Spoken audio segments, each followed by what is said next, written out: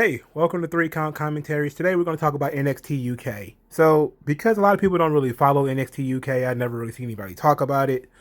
I kind of stay away from it. Now I do watch it every week, but typically I don't do a review. So I decided to do something different. I'm going to look at basically do a review of everything up till now. You know what has been going on in NXT UK up to this point, and I'm gonna try to do maybe monthly updates on NXT UK just so we can feel like all the bases are covered. And what brought me to do this is the Meiko Satomura Kaylee Ray match, which is actually pretty goddamn good. That took place on NXT UK on March the 4th, 2021. So, I want to start with Walter and Kaylee Ray. Let's talk about those two first because they are dominant champions. Walter has been champion for over 650 days. And Kaylee Ray has been champion for over 550 days. Now, there's, of course, an asterisk there because of the pandemic. There was a lot of shutdowns, which, of course, padded this record. But these two, since they have come back, has been, doing phenomenal stuff. And they've beaten, really credible opponents. For instance, Walter beat Ilya Dragonov. He beat him damn near to death. Walter has just been abusing the roster. I mean, it's just amazing. Like, Walter has pretty much beaten everybody. He certainly beat everybody that matters. So anybody who has any sort of push, they got fed to Walter almost immediately. A-Kid, who is the Heritage Cup champion, had a match with Walter on January the 14th. And it was very fucking good. A-Kid is very good. He's a sleeper. He's a guy who, I think he debuted right before the pandemic, so he wasn't like ingratiated like Pete Dunne was or Tyler Bate was or anyone else, but he's really come into his own. He's really good. His match with Walter was phenomenal. But Walter has beaten everybody, man. He's beaten Joe Coffey, A-Kid, Ilya Dragunov, Pete Dunne, Tyler Bate. I think he beat Dave Mastiff. He's beaten pretty much everybody in Trent Seven. He's pretty much beaten everybody in the promotion at this point. They keep bringing in new people, so they have an unlimited buffet of people to feed to Walter. But a lot of those people are just not credible opponents.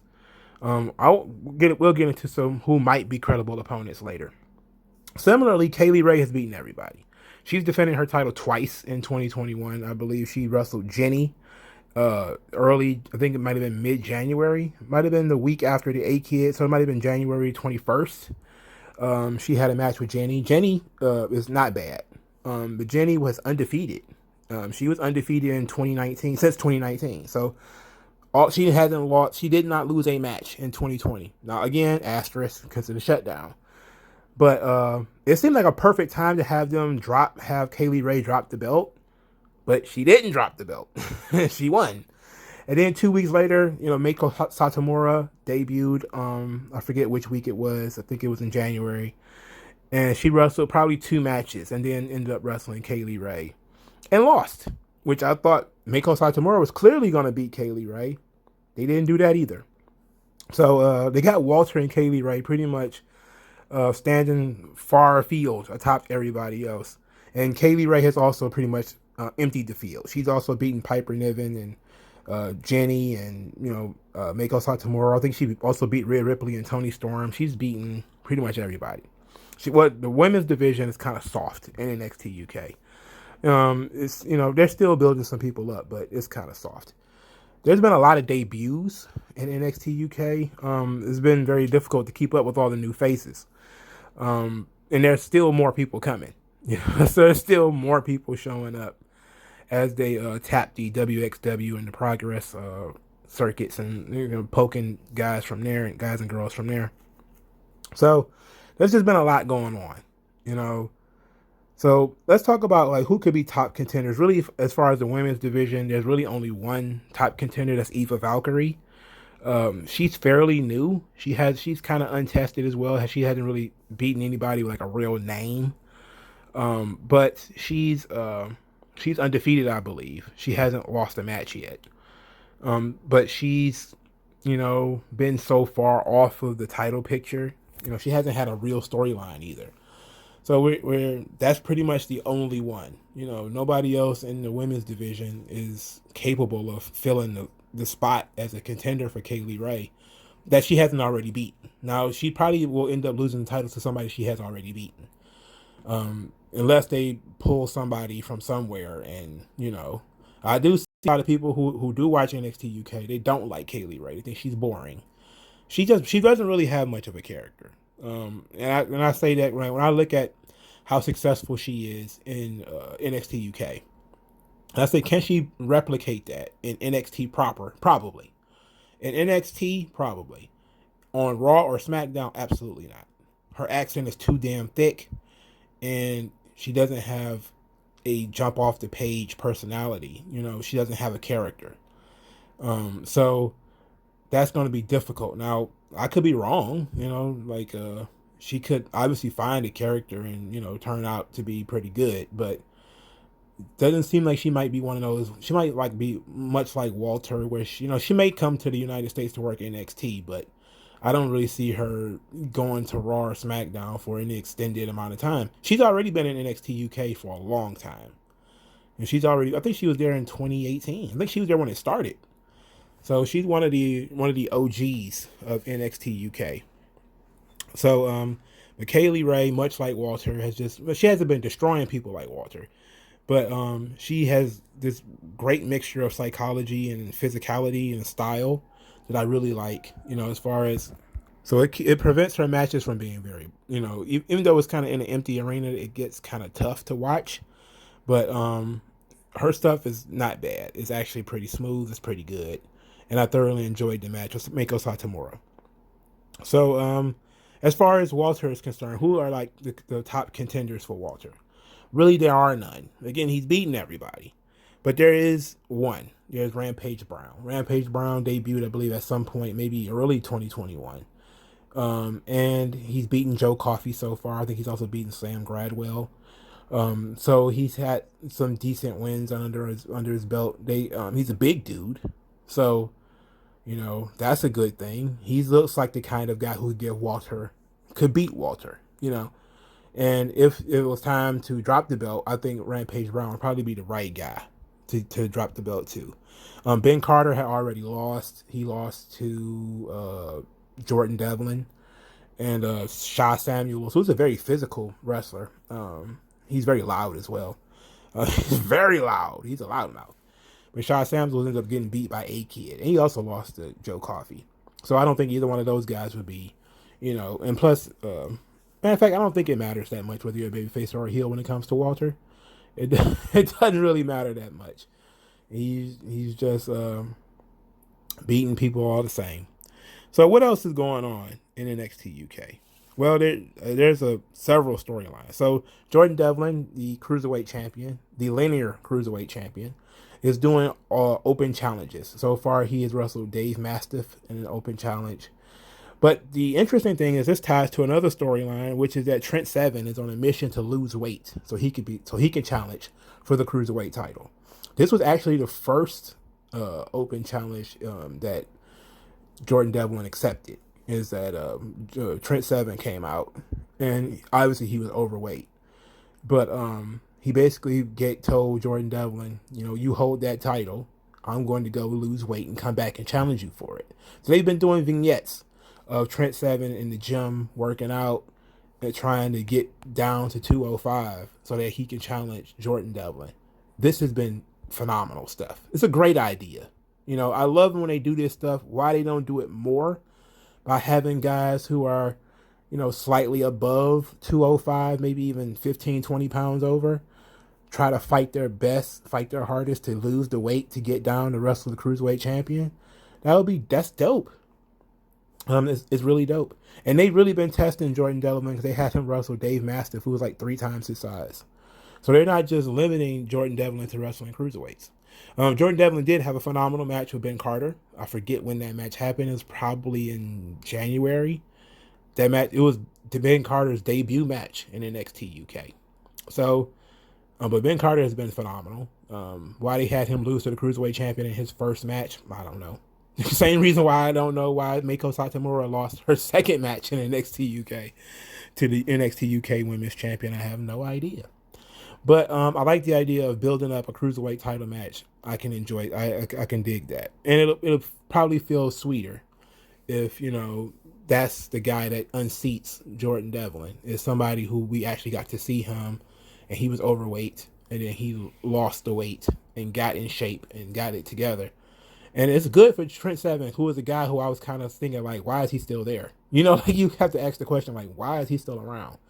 Jordan Devlin, not Jordan Devlin, but Trent Seven didn't really, outside of tag teaming with Tyler Bate, what's the purpose of him. But I'm glad that he now has a purpose. So Rampage Brown and Joe Coffey had a hell of a match on NXT UK. I don't remember when it was. I wish I wrote down a date, but it was pretty fucking solid. Joe Coffey also had a hell of a match with Shaw Samuels. It's under the name Ed Harvey. That's his debut. He debuted as Ed Harvey, and during the match, it was like, "I'm not Ed Harvey, I'm Shaw Samuels." I'm like, okay, all right. So Rampage Brown has been pretty good. Joe Coffey's been having good matches. He's very bland, but he's a very physical performer, kind of like the Sheamus of NXT UK. I really enjoyed him. Speaking of Gallus lost the tag team championships. They have been tag team champions forever. They lost them to Pretty Deadly, who I've just kind of shrugged. They're like the Breezango of the NXT UK division. I don't see anything particularly great about them. I also don't see anything particularly terrible about them.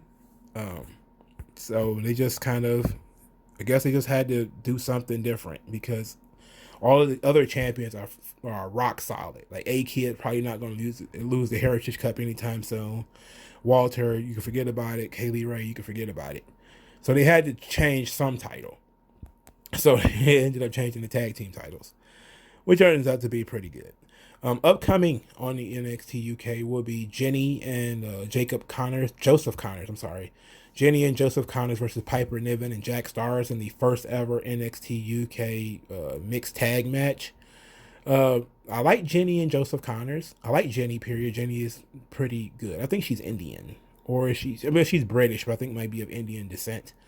But she's pretty solid as a worker. And Piper Niven is okay. She's okay.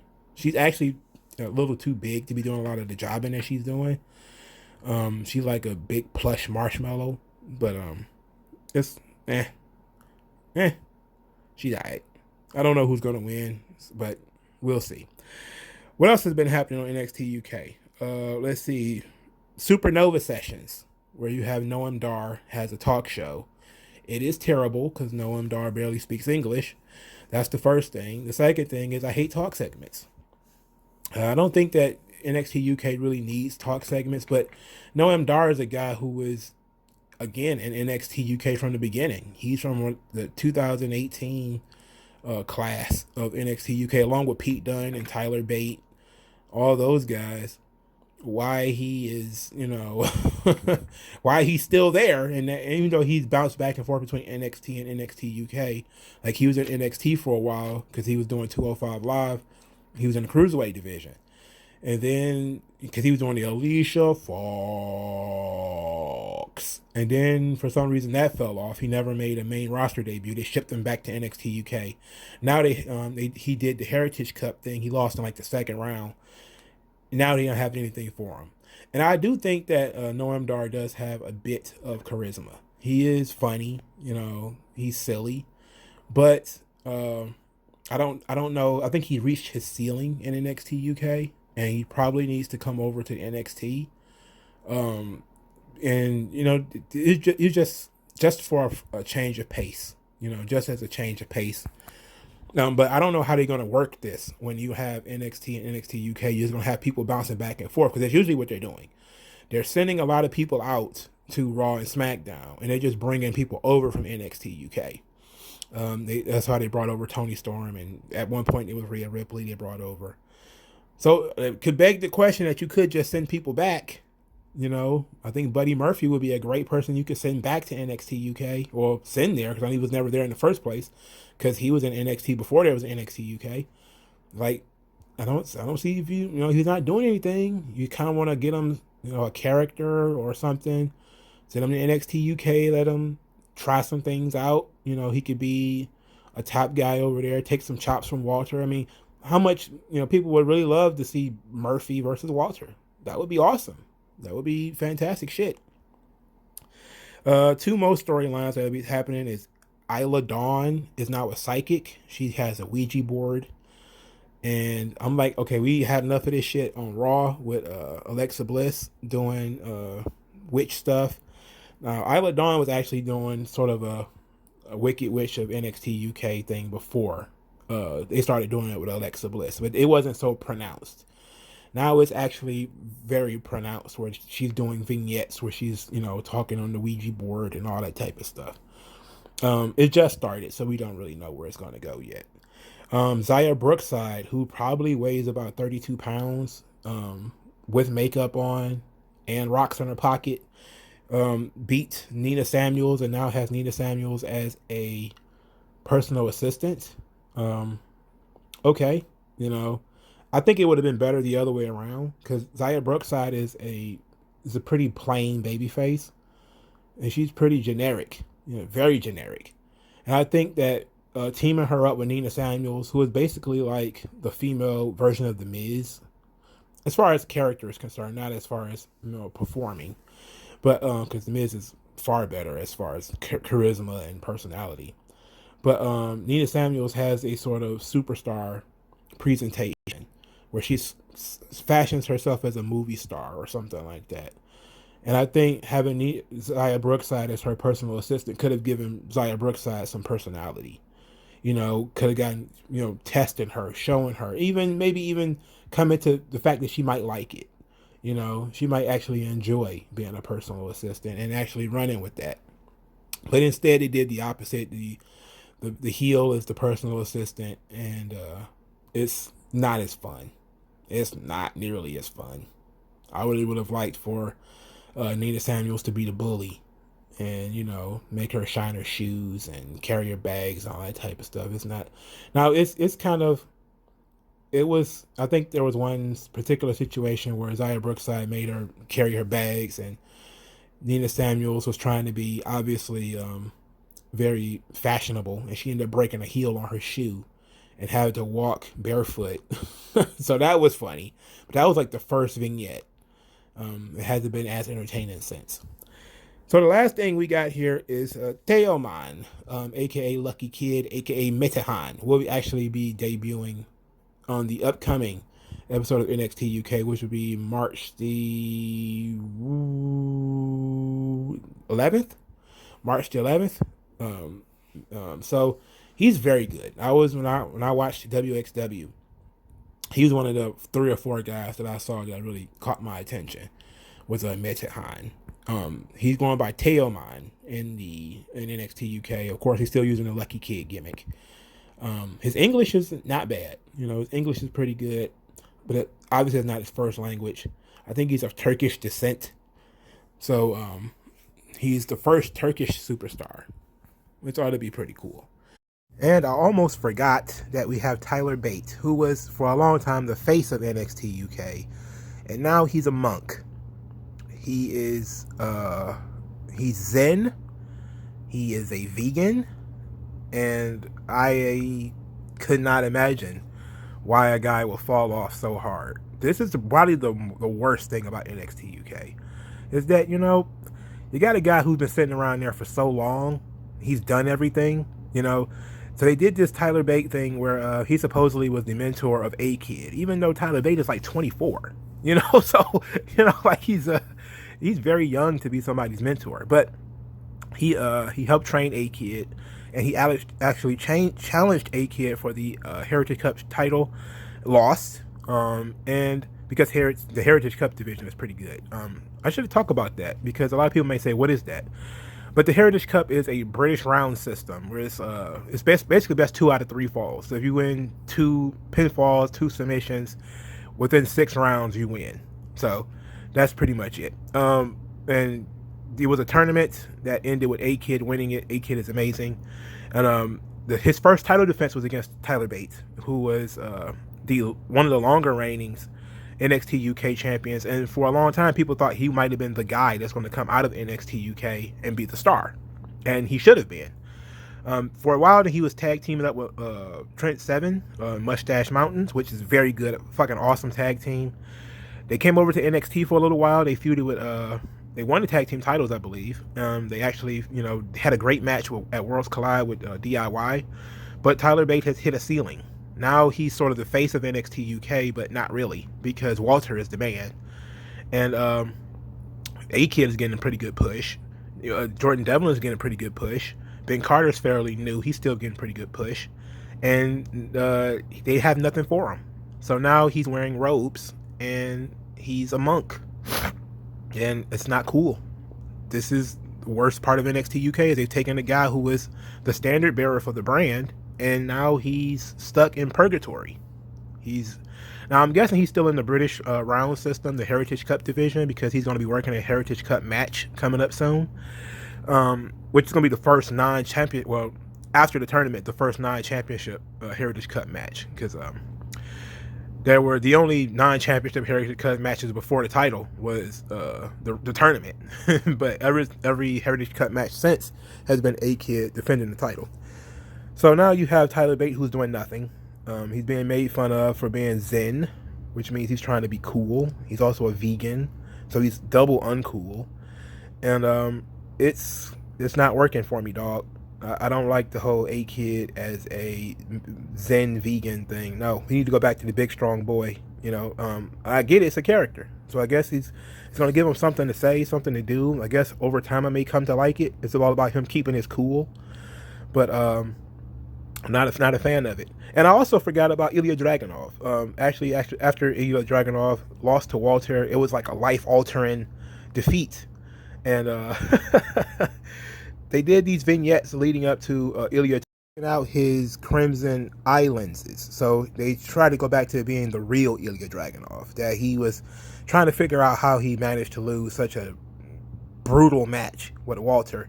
And they did these vignettes with him basically feeling lost and being taken out of the whole, taken out of the division or whatever. And he took his lenses out, and he kind of had his regular brown eyes. And then he kind of lost. He's like challenging, various guys to have respectful matches, and then he spaz out, start speaking in Russian, and he lose his mind, and he abused these dudes.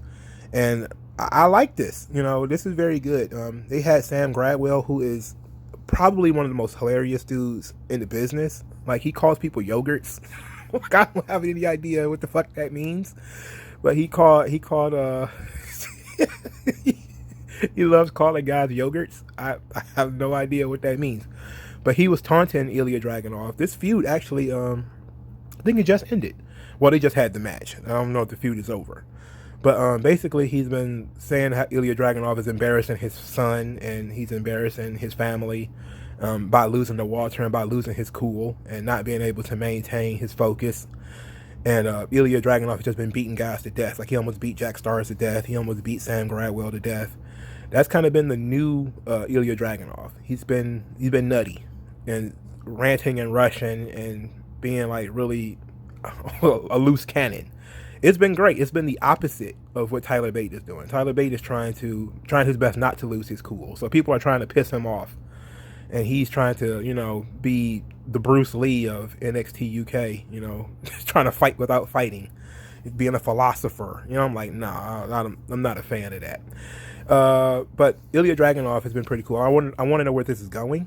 I would love to see Dragonov and Tyler Bate tied up. That would be excellent. That would be awesome. Maybe as a number one contenders match or something like that could be really fun. Let's see what else. Let's see. Bailey Matthews, the son of William Regal. He debuted. He had a match. His first match was with Tyler Bate. It was actually pretty competitive, surprisingly so. Usually they probably would have made him pay his dues. He was not mentioned as being the son of William Regal. On the Twitter account, they did mention that he was the son of William Regal, but during the show, they basically did whatever they could to avoid mentioning that he was the son of William Regal. They talked about him, wrestling in Japan and his training and stuff like that, but he's actually, he looks weird. He has a very weird look to him, but that's because of the plainness. You know, he looks very British, but he has, he's very plain. You know, this is the guy's debut. Give him some time. He had a good match with Tyler Bate, but it was nothing really. You know, it was just kind of a showcase to show people that what he's learned, and it's a show. It was a test for Tyler Bate, who was looking for tests to push himself. So that's sort of the Tyler Bate portion of NXT UK, and it's not been fun. Ilya Dragonov is fun. Sam Gradwell is fun. There was another storyline that I'm trying to remember now. Maybe another debut that I'm trying to remember. But nothing major that I'm missing, I believe. So yeah, NXT UK has been okay. You know, it's been chock full. They're doing interesting things to some degree. They're also doing some things that I don't really care for. They have way too many plain guys like Amir Jordan and those type of guys on the roster who show no real personality and just seem to be happy to be there 2 years later. It's like they need to give everybody a character. Like they came up with the Hunt, and I knew I was forgetting something, but the Hunt is pretty fucking cool. The Hunt are Primate. What is it? Primate and what's the other guy? I forget, but it's like one of them wears like a gorilla mask, and the other one wears like a pig mask or something. I think it was, and they're managed by Eddie. Not I'm about to say Eddie Edwards, Eddie Dennis. It's a pretty sweet storyline. They was feuding with Flash Morgan Webster and Mark Andrews, and they had this pretty sweet street fight. I think one of the two members of the Hunt got injured, so Eddie Dennis had to fill in for him, and it was still a pretty sweet street fight with Eddie Dennis and the other guy. I believe it was Primate teaming up against Mark Andrews and Flash Morgan Webster. So that's a pretty good match too. So but that's what I mean. Like they need to do something. Like Flash Morgan Webster and Mark Andrews are very plain guys. They still have that good Charlotte ass theme song. It's god awful. It's like 1999 MTV. It's terrible. They need to get rid of that shit. Speaking of theme songs, A-Kid's theme song is really good. His theme song is dope. But there's just so many guys on the roster who, they're just basically roster fillers. The show could be so much more interesting if they force these guys to get a character. Force these guys to pick up a character. But they've been doing some interesting things as far as bringing new people in. They're actually starting to utilize the people that they have. Like Isla Dawn was a jobber for a long time. I'm guessing her jobbing is about to stop, and she's going to actually do something a little bit more important. But NXT UK has been doing fun stuff. It's been a solid watch. It's only an hour, which is basically like 40 minutes. They really push it to an hour if like one of the matches are long. I think Shawn Michaels is still booking it.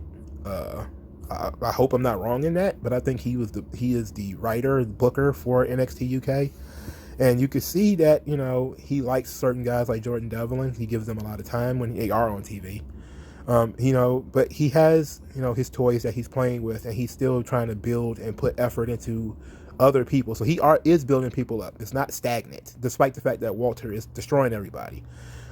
It's not a stagnant thing. It's still pretty good because they're bringing in new people and doing new things with the people who are already there. So it's a good show, But I can see why people don't watch it. There's no stars. It's a show with no stars. So because they turned the guy who could be a star. Well, Walter is the star, right? But Walter doesn't work every week. He's probably not even going to work every month. Walter has actually gone on online and said that he thinks titles are defended too often, and he likes the 3 or 4 big title defenses a year, kind of like boxing, where you build up the title defenses. And I actually like that idea for NXT UK. Like I like, if he's going to be the top guy of that division, he should be able to set that standard. Like, look, I'm only going to work, once a quarter, in a title match once a quarter. And that gives the company time to build up somebody for him to fight, rather than we have to manufacture matches for him that end up being lackluster. Put some effort into building up a guy. If A-Kid was going to be the guy for the first quarter of NXT UK, great. He won the Heritage Cup. He was on fire. He was a guy people believed that had a lot of momentum. Of course, he was so small, people didn't buy into it, but it was interesting. And next quarter, it could be somebody else. Build somebody else up for maybe August or something, or maybe not even August, maybe May, and do something else there, and then build somebody else up for September, then build somebody else up for December, you know. So I actually like that idea. Now I wouldn't like it for the main roster. I wouldn't like it for NXT or Raw or SmackDown, because you don't want to tell basically the people, oh yeah, there's not going to be another title match for 4 months. You know, that's going to be a tough one. I know they tried to do that with Brock, and people complained. People bitched and moaned and whined and everything.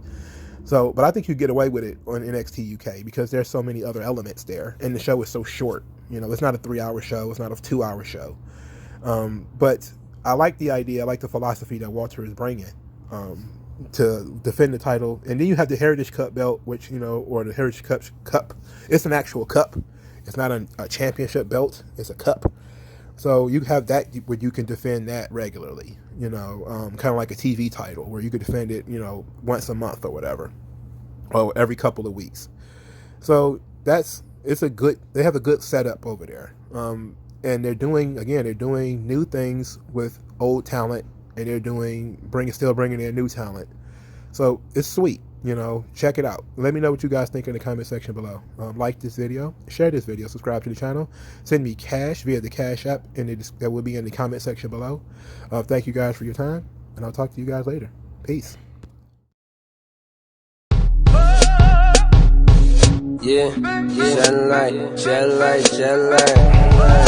I know what that's like.